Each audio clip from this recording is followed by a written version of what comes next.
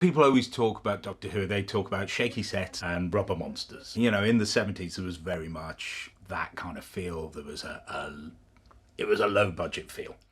However, for this red-eyed, creepy creature, the design team at Millennium FX were challenged with a slightly different approach. It's kind of an odd thing where you're building a rubber monster and then someone says, right, build a rubber monster of the same rubber monster, but it's a rubbish rubber monster, and that one's real and this one's a bit rubbish. So it's like, how rubbish is it?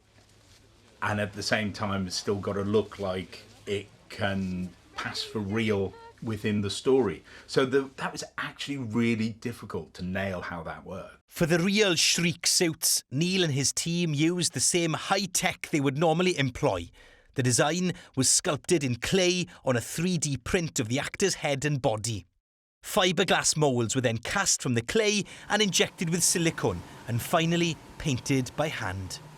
The real Shriek was then crowned with its own animatronic head. For the fake Shriek, they really had to put their heads together. We got the final design and we got a sculptor in and let him look at it once and just went, there it is. Right, you have a few hours to sculpt that from memory.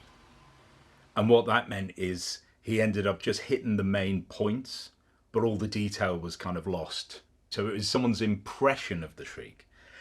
Then for the fake Shriek's head, we just went with older processes. So it was a clay sculpture, a plaster mold, and just stiff latex rubber. So it moves like an old rubber mask, because it is an old rubber mask.